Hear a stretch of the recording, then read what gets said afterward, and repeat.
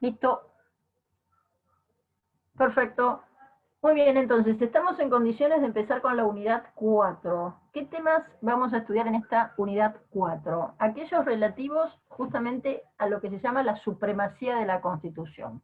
¿Qué sucede con la Constitución de un Estado? Fíjense que nosotros ya hemos aprendido, ya hemos estudiado que la Constitución de un Estado, una de las cuestiones que prevé, de cualquier Estado, por supuesto, después esto lo vamos a trasladar a nuestro propio Estado argentino, pero la Constitución de cualquier Estado, ¿se acuerdan que aprendimos? Que prevé, por ejemplo, su mecanismo para reformarla, ¿no? Hemos estudiado en la semana pasada justamente el concepto de poder constituyente, y ¿qué dijimos? Dijimos que en la Constitución de cualquier Estado del mundo que ustedes quieran analizar, siempre va a estar previsto un mecanismo, un artículo, por lo pronto en ella va a decirnos de qué manera esta Constitución puede reformarse, puede modificarse, con qué alcance y con qué modalidades. Cuando este instituto lo trasladamos a nuestra propia Constitución Nacional, nos encontramos con que se encontraba ahí previsto en el artículo 30, no solo el alcance que podía tener la reforma, total o parcial, sino todos los mecanismos que había que desplegar para que ésta pudiese hacerse. ¿Recuerdan? Las etapas, la participación necesaria, ¿no?, en una de las etapas del Congreso de la Nación declarando la necesidad de la reforma, y por otra parte nos encontrábamos con la aparición de un órgano distinto, de un órgano específico que se convocaba a ese efecto, al único efecto de llevar adelante la modificación de la Constitución, que era la Convención Constituyente. Bueno, de la misma manera que en una Constitución nos encontramos con que hay un artículo que nos dice cómo esta va a modificarse, les cuento que también encontramos un artículo que nos dice cuál es el orden jerárquico que tienen las normas y los actos que se produzcan en ese Estado. ¿Está bien? Este orden que vayan a tener las normas y los actos que se produzcan en ese Estado, se encuentra en nuestra Constitución hoy en varios artículos. Por lo pronto lo vamos a encontrar, vamos a ver si podemos hacer este tema del uso en la pizarra. Lo vamos a encontrar en el artículo 31. ¿Sí? Esperen que se las oriento para que se vea. Esto va a tener que esperarse que nos ubiquemos, porque por pronto lo que escribí ahí no se vio, ¿no? ¿O sí? No. Entonces esperen No, que no se ve. a su vez lo que me tengo que marcar, fíjense, todo esto tiene que ser toda una movida, lo que me tengo que marcar es el lugar donde se ve. Así que acá, tengo que escribir más acá. Artículo 31, siempre hablando de la Constitución, ahí se ve, ¿no? ¿Sí o no? Sí, sí, profe. Bueno, el artículo 31, nos vamos a esperar en que vamos a ubicarnos así, cosa de que puedan verlo bien. Tenemos el artículo 31 y después el artículo 75 en sus incisos 22 y 24. Pero les cuento que en sí, este principio que contamos, que consagra la jerarquía de todos los actos y todas las normas que se produzcan en un Estado, encuentra otros artículos también que lo explican de nuestra Constitución. El artículo 1, el artículo 5 y el artículo 27. Entonces, fíjense en todos los artículos que consta, que figura, que aparecen aquellas cuestiones que asocian este principio de supremacía de la Constitución. Repito, el artículo por excelencia, ahí les voy a acomodar la cámara para que se vea, el artículo por excelencia es el 31. Si ustedes se fijan en cualquier texto, ¿no?, el propio que usamos nosotros, y ahí se cruzan con cualquiera, y le preguntan, ¿y si vos sabés dónde está prevista el principio de supremacía de la Constitución? Le van a decir, bueno, el 31. Pero hay varios artículos en la Constitución que también nos permiten conocer este principio de supremacía que ahora vamos a recorrer. El 1, el 5, el 27, y después de la reforma, se sumaron estos dos incisos del artículo 75, el 22 y el 24. ¿Vamos hasta acá? ¿Alguien iba a decir algo recién o preguntar algo? ¿No? No, profe, fui yo sin querer, me olvidé que estaba desmuteado. Dale, dale. Pensé que ¿cómo es? Que quería decir algo. Bueno, ¿estamos hasta acá? ¿Sí? La reforma, acuérdense del 94, chicos, ya hemos estudiado esto mundo. Muy bien. ¿Qué dice el artículo 1? ¿Qué dice el artículo 1? Dice que la nación argentina, tengan la Constitución cerquita para mirar esto, ¿qué dice el artículo 1? Dice que la nación argentina adopta para su gobierno la forma republicana, representativa y federal. ¿Mm? Si bien vamos a estudiar esto hacia el viernes, ya puedo adelantarles qué quiere decir esto. Como forma de gobierno, Argentina ha adoptado, desde el diseño más moderno, el de ser una democracia representativa. La verdad es que nosotros somos una democracia representativa, y esta democracia representativa encuentra su razón de ser en otro artículo de la Constitución, que es el artículo 22. Este artículo 22 fija lo que se conoce como, ¿ahí ven algo o no ven nada? Díganme si van viendo, porque si yo por ahí, ustedes me van contando. Sí, se ve. ¿Se ve? Buenísimo. Sí. Este artículo 22 lo que va marcando es lo que se conoce como el principio de soberanía popular. ¿Qué quiere decir este artículo 22? Que dice, el pueblo no delibera sino a través de sus representantes. Esto quiere decir que lo que estamos haciendo cada vez que votamos es elegir a aquellos que nos gobiernan, ¿queda claro?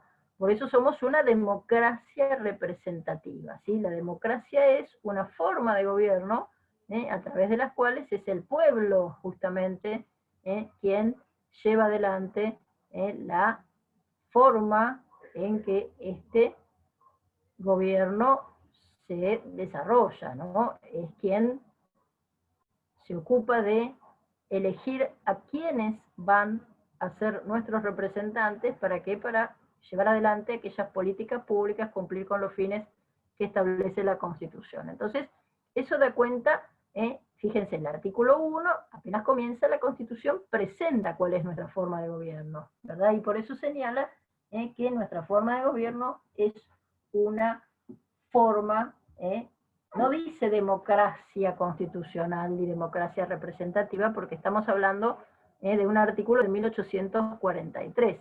¿Qué dice el artículo 1? Dice que la nación argentina adopta para su gobierno la forma republicana y representativa. Republicana porque buena parte justamente de las características de la república, como son nada más ni nada menos que la división de poderes, la igualdad ante la ley, la periodicidad en el ejercicio de los cargos públicos, la responsabilidad de nuestros funcionarios públicos, pues son tomadas por la democracia. Ahora, ¿qué le pasa a este artículo 1 en lo concreto? Este artículo 1 está, para muchos, está como incorrectamente redactado, y coincidimos con eso, porque fíjense que mezcla en lo que son las formas de Estado, espérense que acá se me salió una cosa de la pata, mezcla las formas de Estado con las formas de gobierno. La forma de Estado es un modo de organización del poder, y justamente tiene que ver con que tengamos Estados miembros o provincias que han contribuido a la formación de nuestra nación, ¿sí? El Estado federal presupone la existencia de gobiernos que son autónomos y que han contribuido a la formación del Estado central. Así que fíjense que en nuestro caso, ¿qué tenemos? Provincias, provincias que han permitido constituir el Estado federal. ¿Qué pasa con cada una de esas provincias y por qué el hecho de que seamos un Estado federal impacta en nuestra organización? Fíjense que las provincias dictan su propia constitución también. Pero ¿qué sucede a la luz de lo que señala el artículo 31? Esa constitución debe subordinarse a la Constitución Nacional. ¿Quién se encuentra en la cúspide del sistema jurídico? Lo que primero vamos a encontrar en la cúspide es la Constitución del Estado, ¿sí? La Constitución Nacional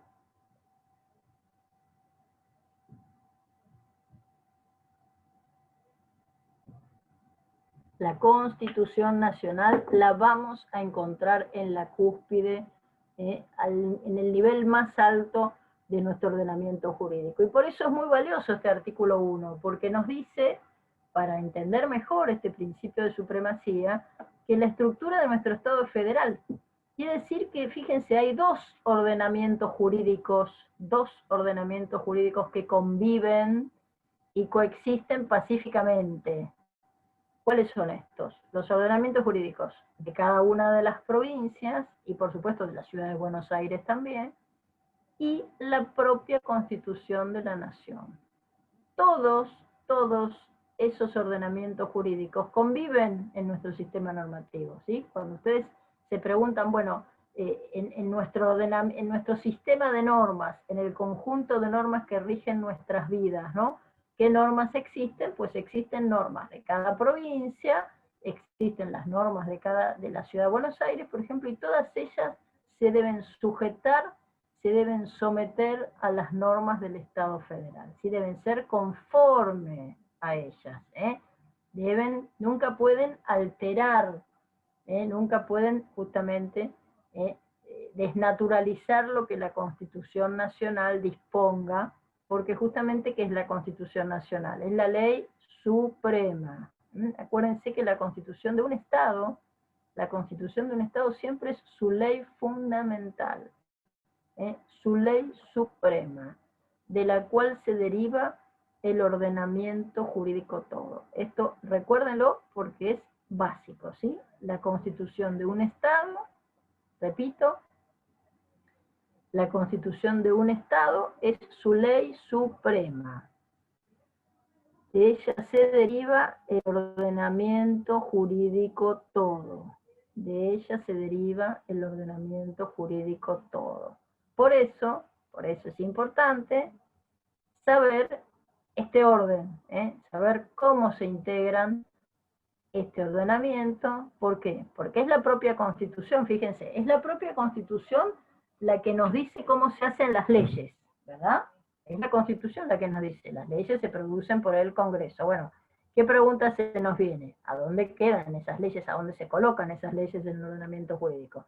El presidente también produce actos normativos, ¿sí? Fíjense, este año que se notan como nunca los actos normativos del presidente cada vez que produce un decreto del tipo que fuera, porque ya vamos a aprender que no solo hay decretos de necesidad y urgencia, ¿no? Que son por ahí los que más hemos utilizado o vemos utilizados desde el 19 de marzo, sino que el presidente se encuentra a cargo de la reglamentación de las leyes que produce el Congreso, la reglamentación hacia el detalle, a los pormenores, ¿sí? A las especificidades que las leyes dispongan. Entonces, a prestarle atención a esto porque justamente explica este principio, el orden que cada norma y cada acto vamos a tener. Como parámetro, siempre recuerden, la Constitución, vuelvo a decir, es la norma suprema, es la ley fundamental. Había un autor, un austríaco, que mucho nos ha ayudado a comprender este concepto, que se llamaba así, ya se murió, Hans Kelsen. Hans Kelsen. Hans Kelsen sostenía justamente que la constitución de un Estado era su norma primaria de validez. La constitución de un Estado era su norma primaria de validez. Porque Kelsen decía, en una obra muy conocida de Kelsen, que se llamó La teoría pura del derecho, la teoría pura del derecho,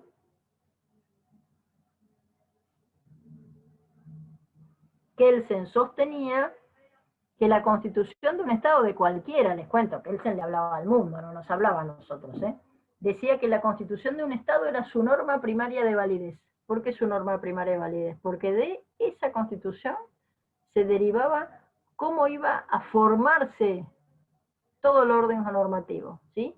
Esa constitución del Estado era la que iba a decir quién iba a hacer las leyes, en este caso el Congreso de la Nación. La constitución del Estado iba a decir quién iba a producir los reglamentos, que nosotros conocemos como decretos, pero también esa constitución del Estado, iba a decir, por ejemplo, quiénes iban a estar a cargo de una actividad legislativa autorizada por la Constitución, que también despliega o lleva adelante el Poder Ejecutivo. Porque ¿qué tiene el Poder Ejecutivo? ¿Quiénes acompañan al presidente en la integración del Poder Ejecutivo? ¿Los ministros o no? Los secretarios de los ministerios, el jefe de gabinete de ministros, ¿sí?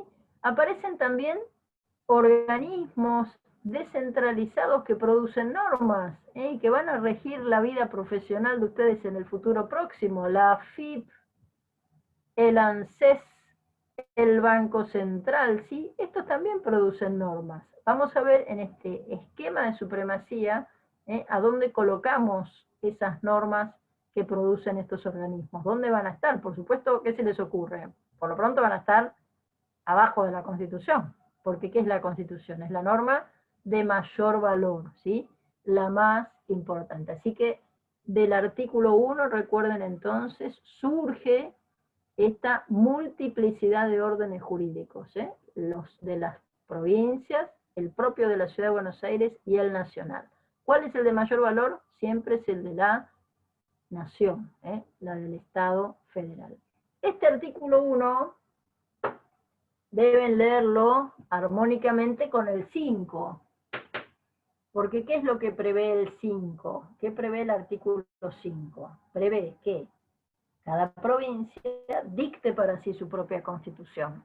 Y tomen la constitución para leer esto que es importante. Abran ahí la constitución en el artículo 5. Fíjense lo que dice. Dice, cada provincia dictará para sí una constitución bajo el sistema representativo republicano, de acuerdo con los principios, declaraciones y garantías de la Constitución Nacional. Es decir, ¿qué tiene que hacer cada provincia cuando dicta su Constitución? ¿Qué tiene que hacer? Mirar, tener en cuenta que ésta sea conforme a la Constitución Nacional, ¿sí? Que no la vulnere, que no la viole, que no se contradiga con la Constitución Nacional. Puede ser mejor, puede ser mejor. Lo que nunca puede ser una constitución provincial ni de la propia ciudad es peor que la Constitución de la Nación, ¿sí? La Constitución de la Nación, tengan en cuenta que es como el marco de trabajo, ¿sí? Nunca puede ser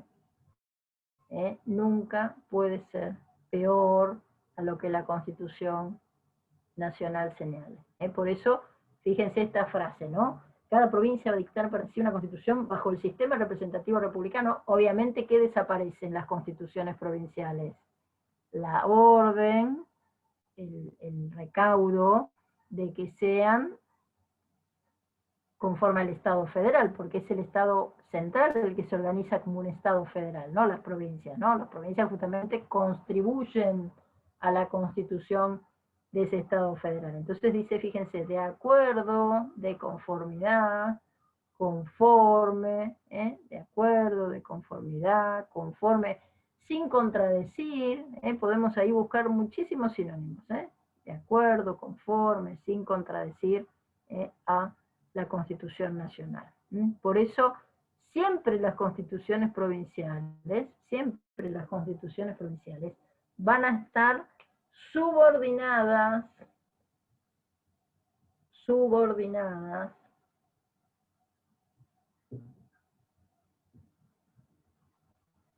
siempre las constituciones provinciales van a estar subordinadas a la Constitución Nacional. ahí les escribí el subordinada, se ve, ¿sí? Siempre las constituciones provinciales van a estar, y la de la ciudad, acuérdense obviamente, van a estar subordinadas a la Constitución Nacional. ¿Sí? Artículo 1 y artículo 5. ¿Por qué yo les pongo acá el artículo 27? El artículo 27 se refiere, miren, ahí me voy a abrir para allá para que podamos seguir usando la pizarra. El artículo 27 se refiere a los tratados.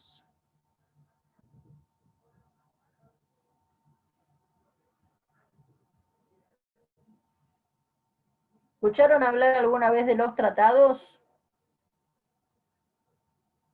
¿Sí? Miren que ahí no ven nada, ¿no? Vamos a ponerlo más acá. Ahora sí o no. ¿Se ve o no se ve? Sí, sí, se ve. ¿Por qué yo no lo veo? Sí se ve, profe. Ahí está. ¿Se ve? Bueno, Sí. ustedes ven mejor. Bueno, a los tratados. ¿Qué son los tratados? ¿Escucharon hablar de los tratados alguna vez? Sí, ¿Qué son? A ver, tírenme alguna idea de qué son los tratados. son dos partes que hacen una firma para llegar a un acuerdo de paz. Bueno, muy bien, muy bien. Ese es un ejemplo de tratado de paz en todo caso, ¿sí? Pero está muy bien, dos partes, dos países, vamos a imaginarnos, ¿no? Que quieren terminar con un conflicto y alcanzar la paz y firman un tratado de paz. Ya lo hemos hecho, Argentina ha firmado muchísimos tratados de paz. El último, tal vez uno de los más conocidos, en 1987 lo firmamos con Chile, por 3 islitas chiquitas que se encuentran en el Atlántico Sur, y ese fue el último tratado de paz que firmamos con Chile. Pero los tratados, vamos a ver que el concepto de tratado primero para entender qué es justamente un tratado. ¿Qué es justamente un tratado? Acá aprovecho a responder una pregunta que hace Miriam en el grupo, ¿no? En el chat de Zoom, que dice, profe, en el parcial nos va a pedir de memoria los artículos o nos va a preguntar de qué trata el artículo. No, yo en el parcial les voy a poner, qué sé yo, explique el principio de supremacía de la Constitución. Y ustedes van a tener que contarnos ahí dónde está el principio, qué artículos lo regulan, qué es lo que dicen, no de memoria. Jamás les preguntaría qué dice el artículo 1, qué dice el artículo 5, ¿sí? Pero sí les toca explicar qué significa el principio de autonomía de las provincias. Bueno, van a tener que hablar del 1 y del 5, pero nunca preguntaría un artículo de memoria, ¿no? Porque lo que ustedes tienen que hacer es comprender qué dicen los artículos, no saberlos de memoria. Más vale que esto exige que se sienten, ¿no? que lo desmenucen todo, para comprenderlo debidamente, pero nunca un artículo de memoria, que nunca nos va a servir para... Y por otra parte, ¿por qué no nos sirve un artículo de memoria? Porque nos lo olvidamos al ratito, ¿sí? Nos lo podemos acordar un tiempo y después nos lo olvidamos. Lo que sí tienen que saber es cómo leerlo, dónde encontrarlo, saber lo que el alcance que tiene, pero nunca saber un artículo de memoria, porque para eso yo tengo la Constitución y la leo, ¿o no? Ahora, si yo les digo, ¿y dónde está el principio de supremacía de la Constitución? Y ustedes empiezan, no sé dónde está, lo voy a buscar en la Constitución, bueno, ahí estamos mal. Lo importante es que justamente sepan que si hablamos de autonomía, si hablamos de las provincias y el poder que tienen de dictar su propia Constitución, bueno, estará ahí justamente apenas empieza la Constitución, por ejemplo, en el artículo 5, ¿no? Pero nunca de memoria, la verdad, no sirve para nada. Bueno, ¿qué es un tratado? A ver, vamos a escribir la definición de tratado. Un tratado es un acuerdo. Un tratado es un acuerdo celebrado por escrito. Un tratado es un acuerdo celebrado por escrito entre estados y también organizaciones internacionales. Ahora lo vamos a desmenuzar esa definición, Un tratado es un acuerdo celebrado por escrito entre estados y también organizaciones internacionales que tiene por finalidad regular ciertos aspectos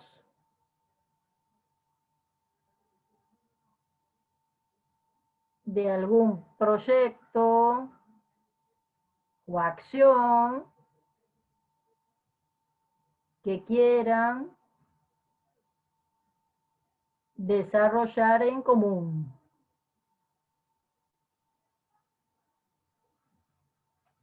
Entonces vamos a desmenuzar todo ese concepto. Y a propósito de desmenuzarlo, le vamos a agregar un párrafo que me olvidé a esa definición, que es un acuerdo celebrado por escrito y regido por el derecho internacional, ¿sí? Regido por el derecho internacional. Y ahora vamos a ver por qué es esto de regido por el derecho internacional. Vamos a arrancar, entonces, ¿entre quiénes puede firmarse el tratado? Ahí muy bien Alejandrina, ¿no? Había dicho, entre dos estados. Bueno, esos son típicos tratados bilaterales. ¿Qué quiere decir bilaterales? Que tienen dos partes. Un tratado de paz, en general, es firmado entre aquellos que antes estaban en guerra, por ejemplo, o que estaban por estar en guerra. Entonces, vieron que, como decía mi abuelita, dos no pelean si uno no quiere. Así que un tratado de paz, por principio, siempre es entre dos estados, por eso es bilateral. ¿Estamos? Bilateral. Pero ustedes también van a estudiar en la carrera, y de hecho nosotros después tenemos toda una unidad en el programa, de tratados que tienen contenido económico, que se celebran entre estados. ¿Para qué? Para generar espacios de cooperación o asistencia técnica, o que son tratados de colaboración, ¿no? Fíjense, Argentina le vende gas a Chile, y Chile por eso le paga. Bueno, ahí hay fíjense, una relación bilateral de dos, por la cual, ¿qué es lo que sucede? Se firma un tratado. Y un magnífico ejemplo, ¿no? Lo están dando acá ustedes mismos en el chat del Zoom. Fíjense, el Mercosur es un típico tratado, es un tratado, se llama de integración, que ya lo vamos a estudiar. ¿Por qué es un tratado de integración? Porque lo que buscó la creación del Mercosur, en los 90, Mercosur es una sigla que significa Mercado Común del Sur.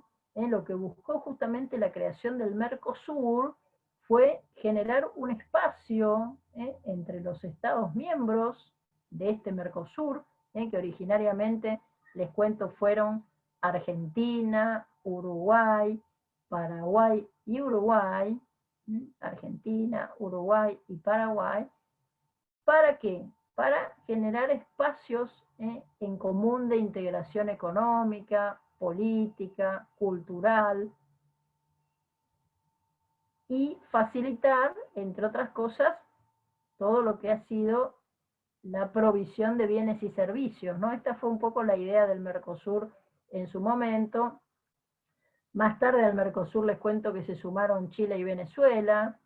La verdad es que el Mercosur, 30 años después de su creación, no ha tenido los efectos que se han perseguido, por lo menos en su totalidad, pero bueno, hay que seguir atrás hay que estarle atrás sin bajar los brazos, porque fue una iniciativa magnífica, ¿no? Por ahí lo que sucedió después, que con el paso del tiempo los distintos gobiernos no le dieron al Mercosur la importancia que tuvo en su momento, ideada por aquellos que ese acuerdo original, ¿no? del Mercosur. Y acá me pregunta Facundo, no, pero antes Rodrigo dice, como varios países europeos con la moneda del euro o la Unión Europea. Exacto, la Unión Europea es otro típico tratado internacional.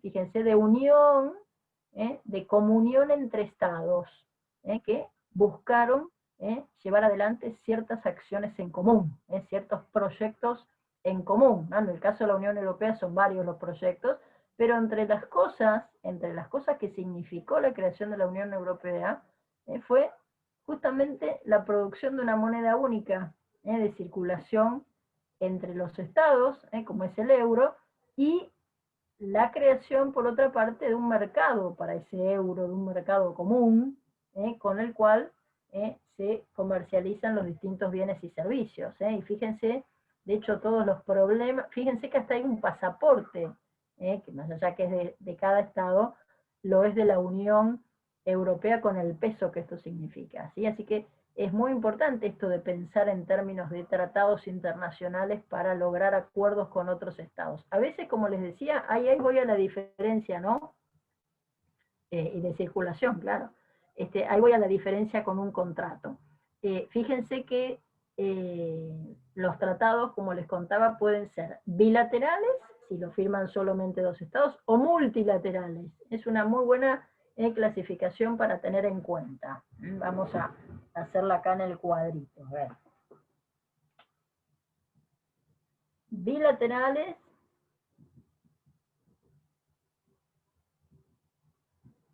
o multilaterales.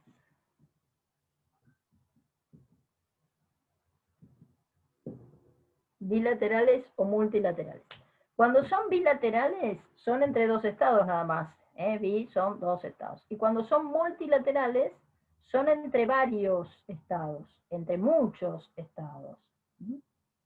Por ejemplo, un típico tratado de los modernos, multilateral, un típico tratado de los modernos multilateral, es la Convención Americana sobre Derechos Humanos. ¿sí? Es uno de los modernos tratados sobre derechos humanos. ¿sí? ¿Qué es lo que ese moderno tratado sobre derechos humanos ha regulado? Justamente ha puesto sobre el papel un acuerdo entre estados sobre cuáles son los derechos fundamentales del hombre.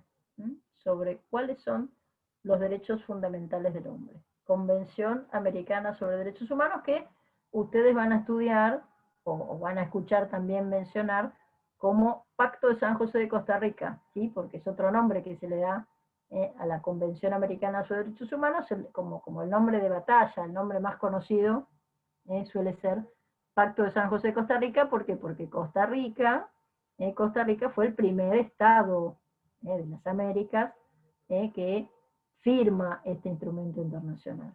Entonces se lo conoce como una suerte de homenaje, se le puso Pacto de San José de Costa Rica. Y acá me preguntan, ahí voy a la diferencia con un contrato, ¿no? Profe, ¿sería correcto pensar que de estos tratados pueden nacer, por así decirlo, organizaciones como la ONU o la Organización Mundial de la Salud? La verdad es que es al revés, piensen, ¿sí?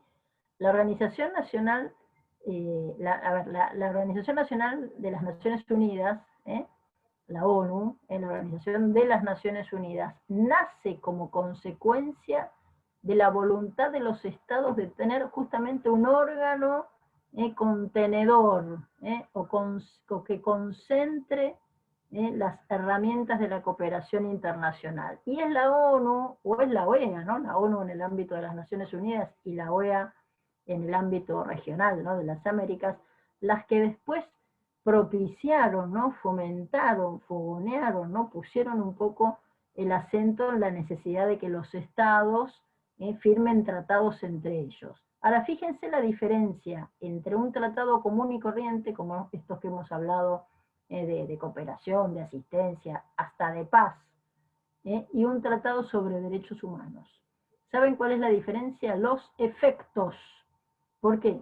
Porque cuando yo tengo un tratado de tipo de paz, ¿no? O de cooperación o de asistencia, los efectos son entre los estados, ¿sí? Son los estados los que se comprometen a desarrollar alguna acción, son los estados los que se comprometen a poner en marcha algún tipo de actividad, o son los estados que firman ese tratado los que se comprometen a intercambiar determinado bien o servicio, supongan ustedes, ¿sí?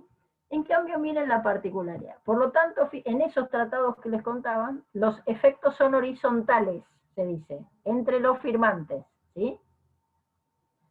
Se anudan, se dice, relaciones de tipo recíprocas entre los firmantes, ¿eh? Entre los firmantes es entre quienes anudan las relaciones. En cambio, fíjense con atención esto. ¿Qué pasa con los tratados sobre derechos humanos? Ahí las obligaciones no son entre los firmantes. En materia de tratados sobre derechos humanos, las obligaciones no son entre los firmantes, sino en relación a las personas que se encuentren dentro de sus territorios.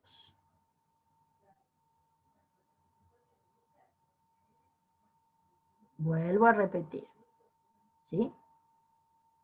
En los tratados sobre derechos humanos, las obligaciones no son entre los estados.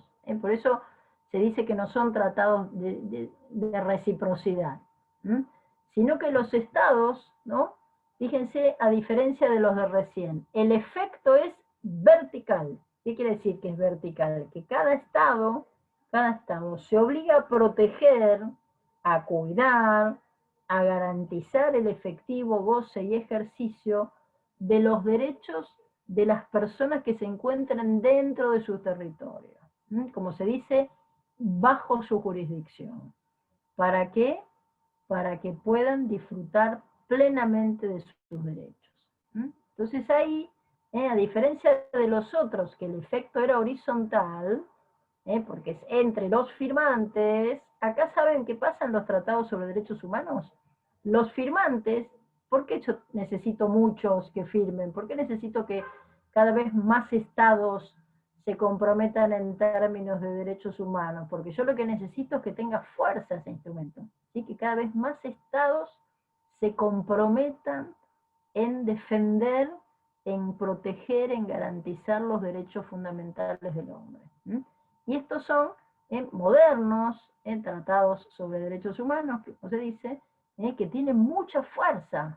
Ya vamos a ver dónde colocamos nosotros estos tratados sobre derechos humanos por el valor que tienen y por lo que estos significan, ¿sí?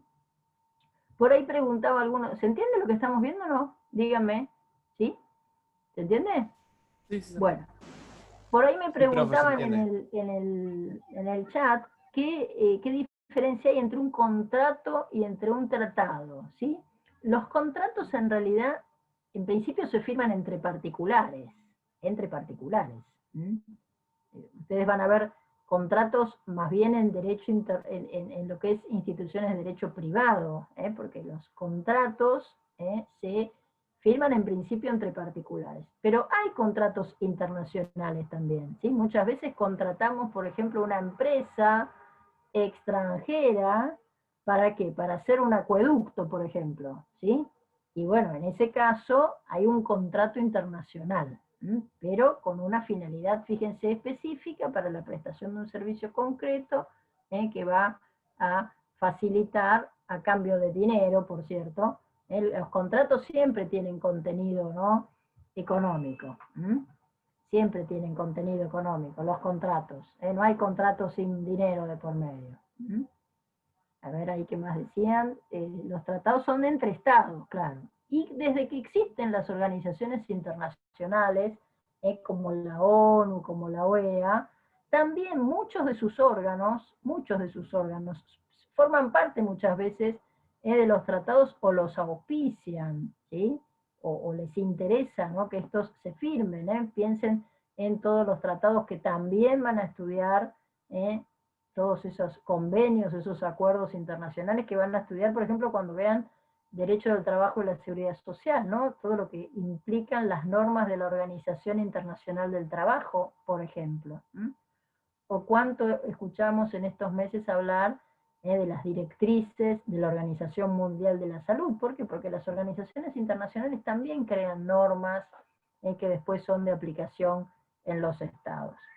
Vamos a ver estos tratados, ahora hacemos un mini recreo, y vamos a ver estos tratados, además de multilaterales, qué particularidades pueden presentar para justamente ver en nuestro diseño dónde los colocamos, ¿sí? ¿Qué pasa? Si están con la Constitución, si están por debajo, ¿qué sucede con los tratados internacionales? Pero ahora hacemos un mini recreito, ¿les parece?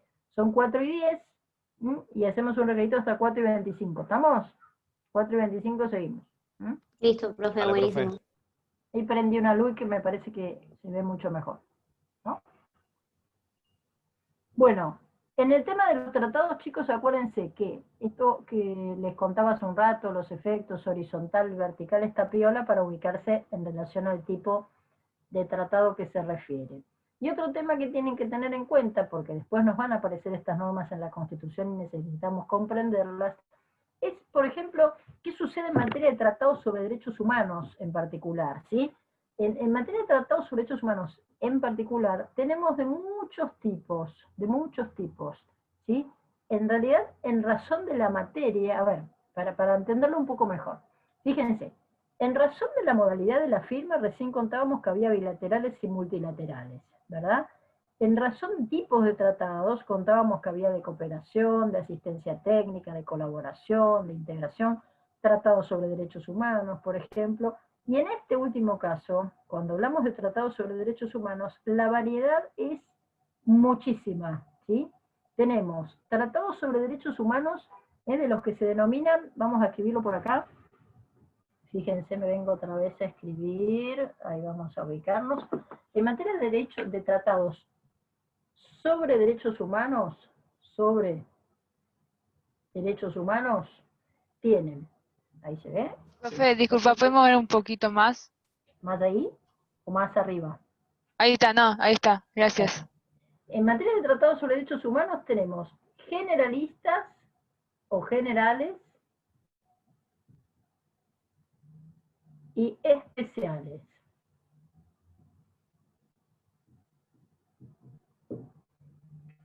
Generales y especiales.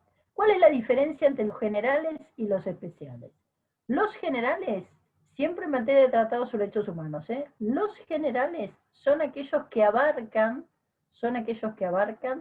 la mayor cantidad de derechos protegidos, ¿sí? Los generales son tratados muy, muy completos, ¿sí?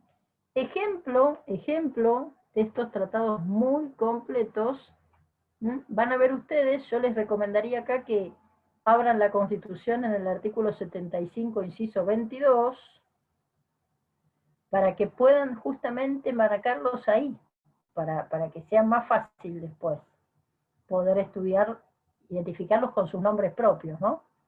Fíjense, entre estos Profe, completos, sí, ¿qué artículo abrimos? 75 en el inciso 22. Ah, gracias. Ahí en el inciso 22, cuando ustedes abren, van a ver que aparecen en el segundo párrafo un listado muy completo de tratados. Se notan ahí por los nombres. Bueno, ahí ustedes van a tener de estos generales y especiales. ¿Cuáles son los generales? Les decía que eran aquellos, ¿no?, que contenían la mayor cantidad de derechos protegidos. Así que en materia de generales, los primeros 5 de esos que se mencionan en el 75, inciso 22, son generales. Por ejemplo, la Declaración Americana de Deberes y Derechos del Hombre. Bien. La Declaración Universal de Derechos Humanos. Bien, generales. La Convención Americana de Derechos Humanos que hablábamos hace un rato. Esperen que cambio el marcador, que este está medio... Y los dos pactos, el Pacto Internacional de Derechos Civiles y Políticos y el Pacto Internacional de Derechos Económicos, Sociales y Culturales. Esos primeros cinco que aparecen mencionados, ahí lo corremos un poquito, esos primeros 5 que aparecen mencionados en el 75, inciso 22, repito, Declaración Americana de Deberes y Derechos del Hombre, Declaración Universal de Derechos Humanos, Convención Americana de Derechos Humanos, y después estos dos pactos. Estos 5 son los generales, se los conoce como generales. Siempre en materia de derechos humanos. Y entre los especiales están todos los que siguen mencionados ahí. ¿Sí? La Convención contra la eliminación de todas las formas de discriminación racial, la Convención contra toda forma de discriminación contra la mujer, la Convención sobre los derechos del niño, la Convención sobre la prevención y la sanción del delito de genocidio, la Convención contra la eliminación de todos los malos tratos o penas crueles, humanos y degradantes, ¿sí? Todos los que están ahí mencionados van a ser después especiales. ¿Por qué son especiales? Fíjense, ¿por qué son especiales? Por la materia, ¿sí? Porque la materia es una materia determinada, ¿sí? Así que ahí tienen una clasificación interesante para hacer. Y más que nada para saber, ¿no? Para ubicarse más fácil de qué trata cada uno. Ahora, vamos para atrás en lo que es por lo específico, claro, por lo que regula específicamente el tratado.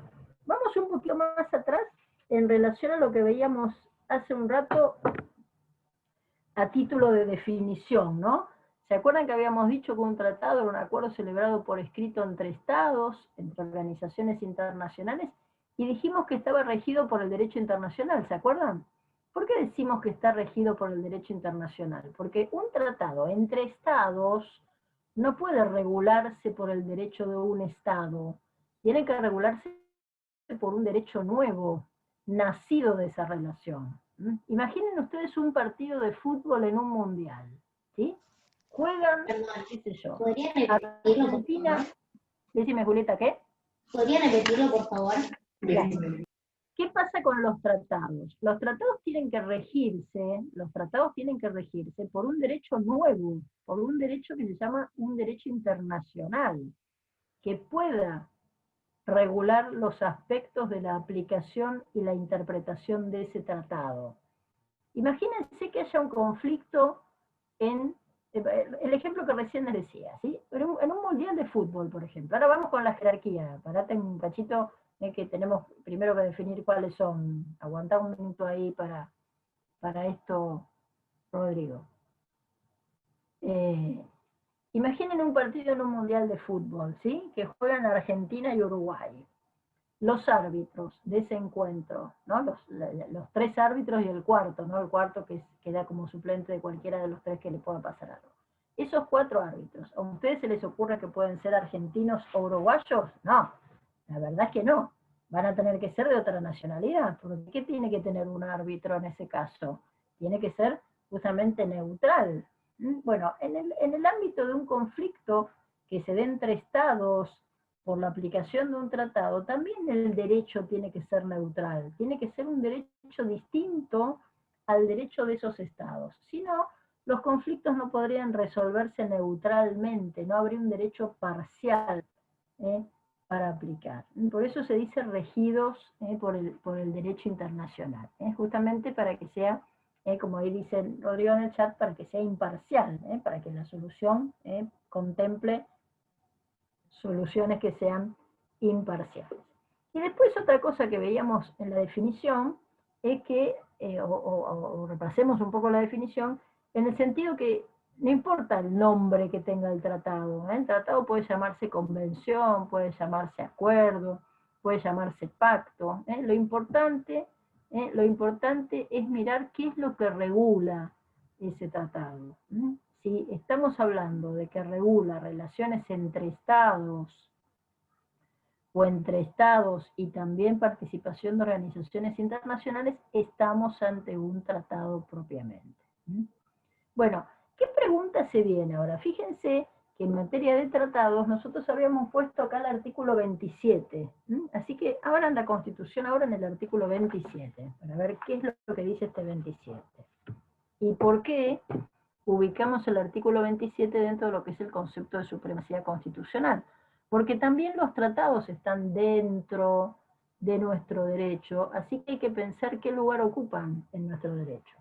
Cuando ustedes van al artículo 27, fíjense que dice, el gobierno federal está obligado, acuérdense siempre que se produce, como aprendíamos el otro día, ¿no? Una suerte de diálogo, ¿no? Entre la primera parte de la Constitución y la segunda. Entonces acá, esta primera parte de la Constitución habilita a los poderes del Estado a hacer tratados, ¿no? A firmar tratados con otros estados. Entonces, fíjense que dice, el gobierno federal está obligado a afianzar sus relaciones de paz y de comercio mediante la celebración de tratados, fíjense, está obligado a afianzar sus relaciones de paz y de comercio con las potencias extranjeras por medio de tratados que estén en conformidad con los principios de derecho público establecidos en esta Constitución. ¿Qué quiere decir? Bueno, primero una aclaración, y es que esta cláusula que estamos leyendo tiene 167 años. 167 años, está escrita ahí, les cuento, desde 1853. 167 años. Por eso aparece esta expresión potencias extranjeras. Hoy por hoy les cuento que nadie habla de potencias extranjeras. Fíjense que hemos cambiado estos términos, se han modernizado, y hoy hablamos de países del primer mundo, países desarrollados, subdesarrollados, o si no, se habla de grupos de países, ¿no? El grupo de los 8, el grupo de los 25, el grupo de los 77, ¿no? Siempre estas expresiones son discriminatorias, porque los estados son todos iguales, más allá de la fuerza y del poder que tengan, a la hora de firmar un acuerdo, especialmente sobre derechos humanos, son todos iguales. Entonces, ¿qué es lo que dice acá la Constitución? La Constitución acá manda, autoriza a los poderes del Estado a vincularse con otros estados. Por eso dice que el gobierno federal está obligado a afianzar sus relaciones de paz y de comercio con las potencias extranjeras, ¿no? Los obliga a vincularse con otros estados. Y la vinculación con otros estados justamente se da firmando tratados internacionales. Y miren ahí lo que dicen. Dicen que estén, fíjense, que estén, ojo con esta frase, que estén en conformidad con los principios de derecho público que se establecen en esta Constitución. ¿Qué quiere decir eso? Que cada vez que el gobierno, ¿no? Que el Estado argentino, ¿no? A través de sus gobernantes, a través de sus poderes políticos, a través del poder ejecutivo y del poder legislativo, que son los que van a intervenir, después esto lo vemos cuando vemos poderes del Estado en la segunda parte, ¿no? Que son los que van a intervenir en la celebración de los tratados. Se ponen a negociar y van a firmar un tratado. ¿Qué se les ocurre que deben comprobar? Que ese tratado no sea contrario a las disposiciones de nuestra Constitución, ¿sí?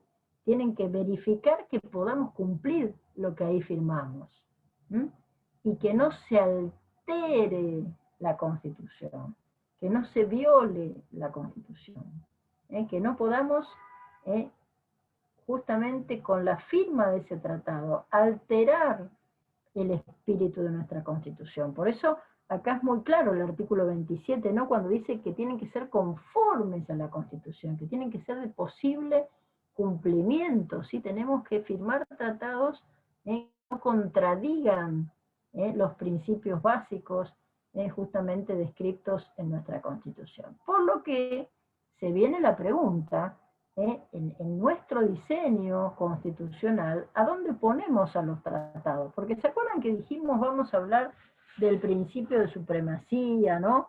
Y este tema de la jerarquía, ¿no? Que van a tener las normas y los actos de nuestra Constitución. Bueno, a prestarle atención a esto. La norma de mayor jerarquía es la Constitución. La norma de mayor jerarquía es la Constitución. ¿De dónde surge esto? Del artículo, fíjense, 31 que mencionábamos antes. ¿Se acuerdan? El 31. ¿Mm? Este 31, abran ahí la Constitución en el 31, dispone un orden jerárquico. ¿Mm? El 31 dispone un orden jerárquico. Aclaro que ese 31 está ahí escrito desde 1853, por lo tanto, les cuento que tiene también 167 años y hay que analizarlo a la luz de lo que significaba en esa época decir lo que este 31 marca. Fíjense, vamos a mirarlo como si fuera un esquema, ¿no? Ahí vamos a borrar esto, así tenemos lugar para hacer el esquema. Síganme ustedes con el texto, en tanto yo les hago justamente el dibujo para que se entienda lo que dice el 31. Esperen que vamos a hacer así otra vez. ¿Para qué? ¿Qué dice el 31? Vamos a poner, esperen que me pongo acá para que se vea. No, tengo que correrlo más acá. Está toda la logística. Yo me voy viendo en el cuadradito. Artículo 31. Esperen que ponemos esto, que se vea mejor. Artículo 31.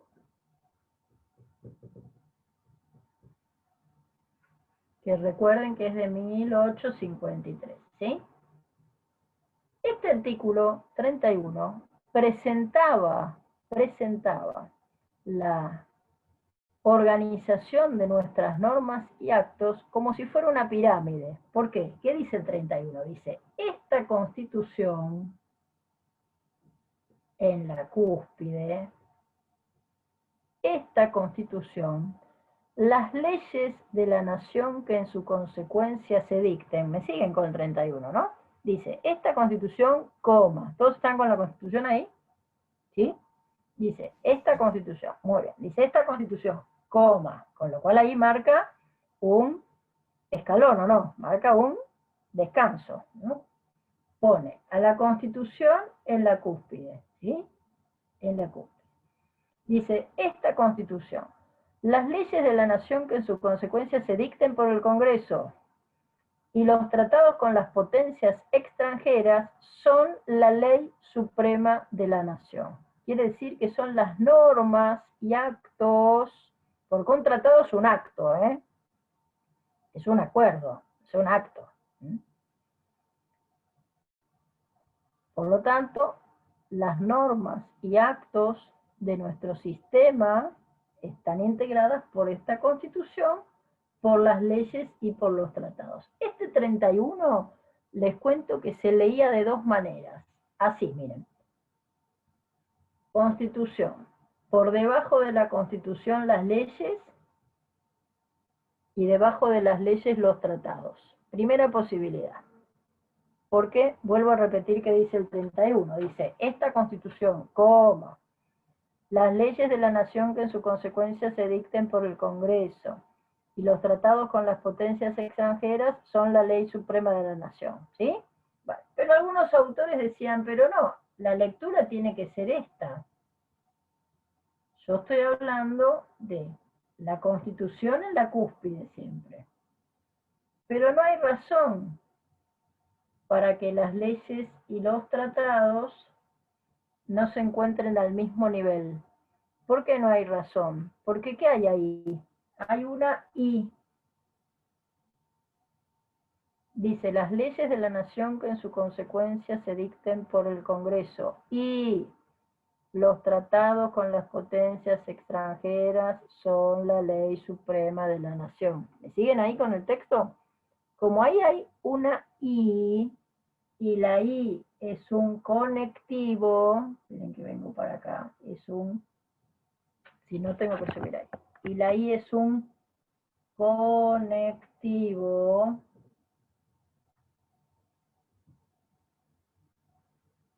¿qué pasa si yo tengo un conectivo?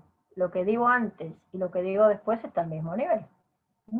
Entonces, durante muchos años, les cuento, durante muchos años, la mirada que prevaleció, ¿no? Lo que se entendió que correspondía, era esta lectura. la que colocaba a las leyes y a los tratados al mismo nivel. Al mismo nivel. ¿Correcto? Al mismo nivel. ¿Y qué dice después el 31? Fíjense, dice, y las autoridades de cada provincia están obligadas a conformarse a ella, no obstante cualquier disposición en contrario que contengan las leyes o constituciones provinciales. ¿Qué pasa si tenemos en las constituciones provinciales, en los ordenamientos provinciales, leyes o las propias constituciones contrarias? Estarían como violando la Constitución, ¿sí? Serían anti o inconstitucionales. Por eso, ¿cuáles son las normas de mayor valor? Las normas de mayor valor siempre van a ser la Constitución, las leyes y los tratados. Estas normas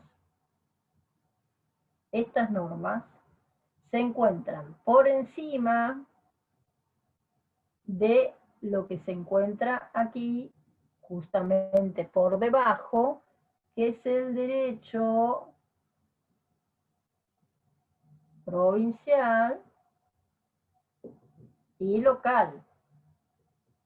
¿Sí? Las normas de la Constitución de la Provincia de Buenos Aires, las normas de la Constitución de la ciudad, las normas de la Constitución de la provincia, no sé, de Río Negro, de Tucumán, de Salta, siempre están por debajo de las normas de la Constitución Nacional, ¿sí? El mayor valor normativo está en la Constitución, en las leyes y en los tratados. ¿Estamos con esto? ¿Se comprende? Bueno, claro. En el año 1992, vamos a ponerlo acá, porque lo van a ver en el libro, y si no, no lo van a entender. En el año 1992, nuestra Corte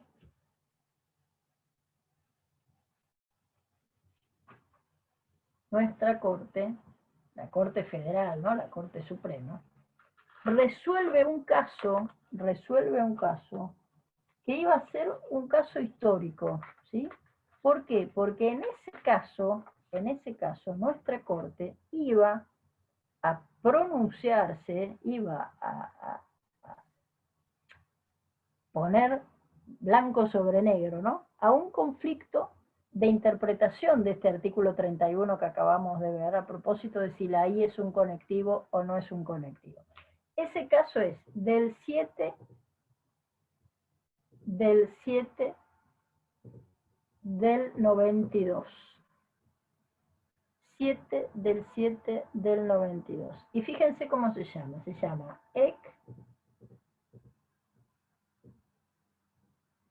Ekmek, es un apellido bien armenio, Ekmek, y fíjense cómo se escribe, Ekmek J. No, Ekmek, esperen, para que lo escriban bien.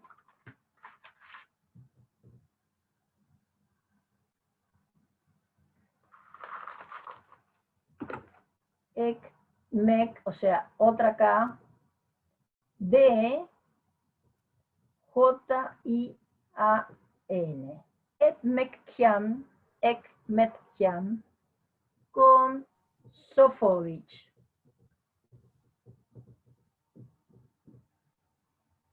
Sofovich por ahí les parece conocido, o les suena conocido. ¿Por qué? Porque fue ya se murió, pero fue un conductor, que tuvo, conductor, productor, autor, ¿no? Muy conocido de la televisión. Que tenía un programa de televisión, que se llamaba La Noche del Domingo, donde en uno de estos programas, de esos domingos, resulta ser que lleva un invitado que ofende con sus dichos a un grupo importante, ¿no? Religioso, como es el que tiene la Argentina con todo lo que es la comunidad católica, ¿sí? O sea, no, ¿por qué? Porque se ofende a la Virgen María, ¿no? Entonces la comunidad católica se siente perjudicada con estos dichos que son ofensivos respecto de la Virgen María. Ekmejian, que era un abogado, los dos están muertos ahora, ¿no? Ekmejian, que era un abogado constitucionalista justamente, muy conocido y muy activo, inicia un juicio contra Sofovich. ¿Para qué? Para que se retracte, para que en su programa, así como se ofendió a la Virgen María, pueda él o cualquiera ir y lavar ese momento no tan bochornoso, tan injurioso para la comunidad católica, no tan ofensivo para la comunidad católica. Sofovich lo que hace en ese programa, por supuesto, es ejercer, si se quiere, lo que se conoce, bueno, como la libertad de expresión, pero la libertad de expresión ustedes saben que tiene un límite muy interesante para el análisis, que es justamente no dañar a terceros. Cuando yo le provoco un daño a un tercero, en este caso el tercero era cualquiera de nosotros, ¿no? que seamos católicos, bueno, hay una lesión a un tercero. Entonces Ekmejian toma un poco ahí la representación de todos, ¿y qué dice?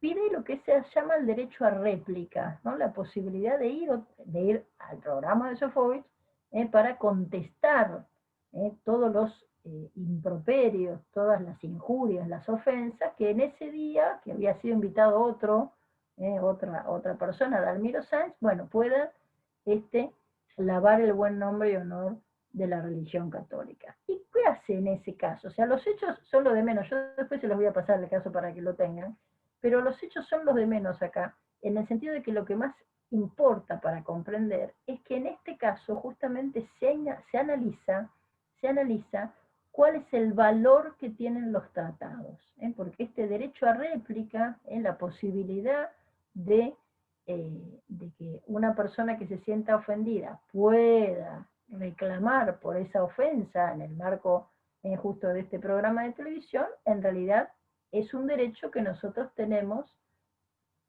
reconocido en la Convención Americana sobre Derechos Humanos. Y ahí nuestra Corte se pronuncia muy interesantemente sobre la jerarquía de los tratados. Así que pongan en el cuaderno, así nos queda para la próxima clase, jerarquía de los tratados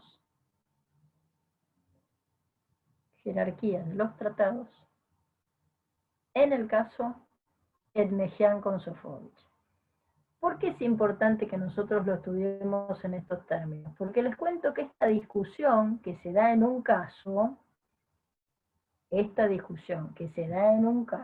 les cuento que solamente iba a alcanzar a ese caso.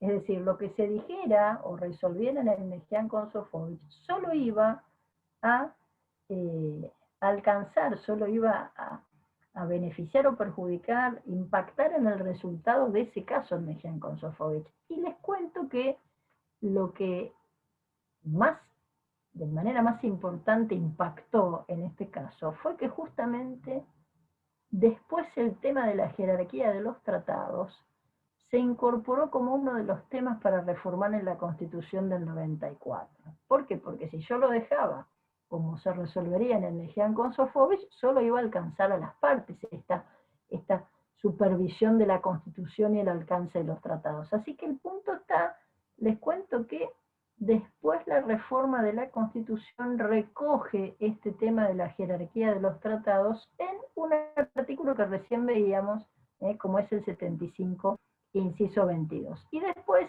eso en materia de tratados comunes y corrientes y de tratados sobre derechos humanos. Y después vamos a ver qué pasa con el 75, inciso 24, ¿no? Cuando habla de los tratados de integración. Así que dejen como título, para que podamos enganchar en la próxima clase, qué pasa con los tratados en el caso Ekmejian con Sofovich, porque es muy importante lo que ahí se resuelve para ver el modo en que el derecho argentino iba a interpretar a partir de este caso en relación a la jerarquía de los tratados. Así que, bueno, lo vemos en el próximo encuentro, ¿sí? ¿Alguna pregunta? ¿Algo que no hayan entendido? Díganme, Es un tema para seguir explorando que puede ser que les resulte obviamente difícil, porque es algo bien técnico, es algo bien del derecho, son cosas que necesitamos aprender todavía, no las vamos a resolver en un ratito. Así que díganme si se frenaron en algo, no entendieron algo, o algo que quieran preguntar. Yo me Los quedó escucho. algo, disculpa. Dale, Los Marina, sí. los sindicatos no están dentro de los tratados, ¿no? Sería más, No, los sindicatos son asunto del derecho interno. O sea, los sindicatos forman parte de lo que se llama el derecho colectivo del trabajo y tienen que ver con formas de organización de la defensa de los derechos de los trabajadores en el derecho interno. entonces ahí sería como más es contrato, no es Claro, no, ni siquiera tratado. contratos. A ver, los sindicatos son organizaciones de defensa de los trabajadores, ¿sí? Pero viste que Básicamente. hay diferentes, o sea, son diferentes normas y se llega a un punto a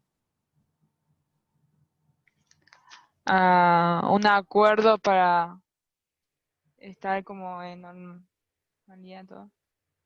O No, sea, vos pero a tenés ver, un... Sí. el sindicato lo que puede hacer en el ámbito del, siempre hablando del derecho interno, mirá que acá estamos hablando de los tratados en relación a otros estados, los sindicatos en el derecho interno con los patrones, con los empleadores, llegan a acuerdos, por ejemplo, en materia de cumplimiento de horas de trabajo, en materia de salarios, en materia de vacaciones, pero eso que terminan acordando, impacta solamente en los trabajadores de ese sindicato. No sé cómo mezclaste sindicatos con tratados. No ¿Cómo sé, llegaste ahí? no sé, porque pero llegué ahí fue como, No, me no, pero quedó no, esa duda. no tiene nada que ver. Vos los sindicatos los tenés que ver como formas de organización en el derecho interno. De hecho, son grupos de presión, muchas veces factores de poder que como influyen, ¿no? Con sus paros, con sus medidas de fuerza, pero siempre en lo que es el derecho interno, y ustedes tienen una materia específica donde van a estudiar el rol que tienen los sindicatos, que es derecho del trabajo y la seguridad social. Pero vas a ver que no tiene nada que ver con los tratados ahí, ¿eh? Ojo, ojo ahí que no tienen nada que ver. Ok, gracias. Bueno, ¿y alguna pregunta más? Edmejian se escribe, sí, tal como está, Ekmek. Es bien, bien armenio el apellido, ¿eh? Ekmekjian. Bueno, Profe, ¿listo? Decime. cuando habló del esquema de la supremacía, ¿sería la pirámide o no? Sería la pirámide, claro. Que Ah, vamos a ver que hicimos una pirámide, ¿se acuerdan? Pero ahí estábamos todavía en 1853. Vamos a ver qué pasó en el 94 justamente cuando se le reconoce determinada jerarquía en los tratados internacionales sobre derechos humanos, ¿no? Cómo cambia todo. entonces el tema ese lo vamos a seguir viendo, el Sí, esto esquema. recién empieza. Es un tema muy importante que hay que seguir desarrollando. ¿Sí? Bueno, gracias, profe. Bueno, nos Profe, vemos, chicos. Sí, decime. entonces el capítulo 4, ¿no? O sea, lo que abarca Estamos por esta el parte. capítulo 4, sí. Estamos por ahí todavía. Pero nos falta, ¿eh? Miren Sí. que estas cosas hay que seguir aprendiendo.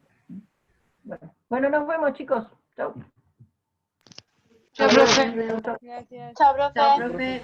Chau, chau.